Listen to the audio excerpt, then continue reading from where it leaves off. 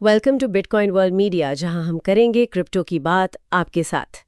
तो आज हम एक ऐसे सवाल पर बात करने वाले हैं जो गूगल पर ना जाने कितनी बार पूछा जाता है। सवाल है 2009 में एक इथीरियम की कीमत भारतीय रुपए में कितनी थी। सुनने में तो लगता है भाई बड़ा सीधा सा सवाल है ना। लेकिन मजे की बात यह है कि इस सीधे से सवाल में ही एक बड़ा एक कंफ्यूजन छिपा हुआ है, एक झोल है। तो आज इसी पर बात करेंगे कि आखिर लोग ये पूछते क्यों हैं और असलियत क्या है इसके पीछे। हाँ, और ये वाकई में बहुत दिलचस्प है क्योंकि इस सवाल का जवाब ना एकदम साफ है और छोटा भी। 2009 में इथीरियम था ही नहीं, मतलब उसका कोई वजूद ही नहीं था उस वक्त। अच्छा, था ही नहीं? जी हाँ, इथीरियम की कहानी तो कभी बाद में शुरू हुई। सोचिए 2013 में तो विटालिक ब्यूटरीन ने पहली बार इसका आइडिया दुनिया के सामने रखा था। फिर 2014 में इसका आईसीयू हुआ, मतलब इनिशियल कॉइन ऑफरिंग, जहां से शुरुआती फंड जमा किया गया। अच्छा, आईसीओ 2014 में। जी, और नेटवर्क जो असल में लाइव हुआ वो था जुलाई 2015। ओहो, तो मतलब 2015 से पहले तो इथीरियम था ही नहीं। तो फिर ये 2009 वाला सवाल आ कहां से रहा है? बिल्कुल। आप देखिए 2009 में तो क्रिप्टो की दुनिया में बस एक ही नाम गूंज रहा था, बिटकॉइन। उसी साल 2009 में बिटकॉइन का पहला ब्लॉक माइन हुआ था, मतलब बिटकॉइन की शुरुआत हुई थी। तो इथीरियम की कीमत 2009 में होने का तो सवाल ही पैदा नहीं होता। ये कुछ वैसा ही है जैसे मान लीजिए कोई पूछे कि 1980 में लेटेस्ट स्मार्टफोन की कीमत क्या थी। हाँ हाँ, ये बड़े उदाहरण दिया, बिल्कुल सही। तो फिर ये सवाल क्यों, मतलब लोग सर्च क्यों कर रहे हैं इसे, क्या वजह लगती है आपको? देखिए, मेरे ख्याल से इसकी सबसे बड़ी वजह है इथीरियम की आज की कीमत। आज इथीरियम करीब 3,23,000 रुपए के आसपास है। तो जब लोग ये नंबर देखते हैं, उनके मन में फौरन आता है, काश यार हमने इसे बिल्कुल शुरुआत में ले लिया होता, जब शायद सस्ता रहा होगा। हाँ, वो अफसोस वाली बात है ना। उन यूट्यूब वीडियोस और ब्लॉग पोस्ट का भी बड़ा हाथ है, जिनके टाइटल ऐसे होते हैं ना कि सोचिए अगर 2009 में इथीरियम में 1,000 रुपए लगाए होते तो आज करोड़पति होते। इस तरह की गलत जानकारी से कंफ्यूजन और बढ़ जाता है, मुझे लगता है। लोग फैक्ट चेक भी नहीं करते फिर। आपने बिल्कुल सही पॉइंट पकड़ा। ये मिस इन्फॉर्मेशन, ये गलत जानकारी बहुत भ्रम फैलाती है।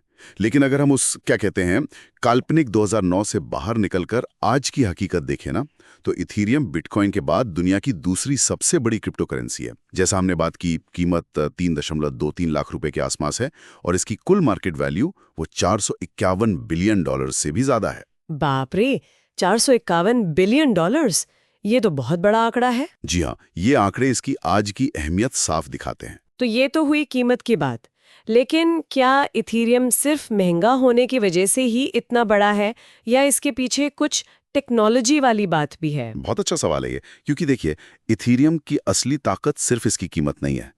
इसकी असली ताकत है इसकी टेक्नोलॉजी, जो लगातार बेहतर हो रही है। ये रुकी हुई चीज नहीं है।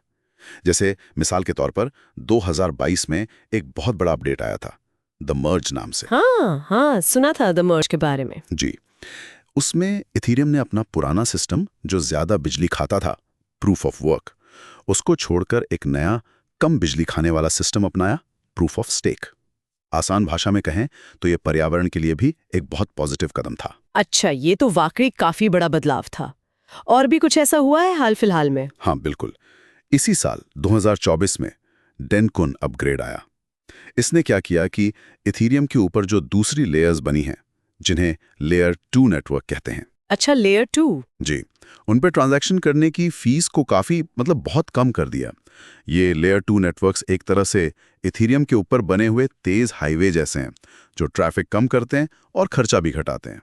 अच्छा, तो इससे आम यूजर को फायदा हुआ होगा? बिल्कुल। इसका सीधा फायदा उन लोगों को हुआ जो इथीरियम पर बने ऐप्स इस्तेमाल करते हैं, जैसे डीफी प्लेटफॉर्म्स या एनएफटी मार्केटप्लेस। लेन देन सस्ता हो गया। समझ गए। तो मतलब ये लोग लगातार कोशिश कर रहे हैं कि नेटवर्क बेहतर बने, सस्ता हो और तेज चले। एकदम सही। और ये रुका नहीं है। भविष्य में भी पेक्ट्रा जैसे और अपग्रेड आने वाले हैं जो इसे और बेहतर बनाएंगे। तो ये सारी चीजें दिखाती हैं कि इथीरियम की कहानी 2009 की किसी ख्याली कीमत में नहीं है। इसकी कहानी है इसके लगातार हो रहे विकास में, इसके सुधार में, इसकी असली वैल्यू, इसकी टेक्नोलॉजी और भविष्य की संभावनाओं में। तो कुल मिलाकर बात एकदम साफ है।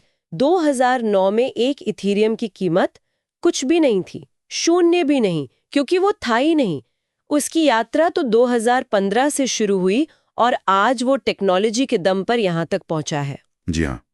और ये जो लोग 2009 की कीमत को खोज रहे हैं, ये शायद क्रिप्टो मार्केट में जो मौके चूक गए उसका एक बड़ा डर या कहिए अफसोस दिखाता है। बिल्कुल। तो शायद सोचने वाली बात यही है कि क्या गुजरे हुए वो भी काल्पनिक मौकों पर अफसोस करने से अच्छा ये नहीं कि हम आज की टेक्नोलॉजी को समझें, इसके असली सफर को देखें, आने वाले बदलावों पर नजर रखें। शायद यहीं से भविष्य के लिए सही जानकारी और रणनीति बनाने की शुरुआत हो सकती है। क्यों? बिल्कुल सही कहा आपने। फोकस आज और आने वाले कल पर होना चाहिए। डेली न्यूज की जानकारी के लिए हमारे चैनल को लाइक और सब्सक्राइब कर लें। जल्दी मिलते हैं एक नए टॉपिक के साथ। धन्यवाद।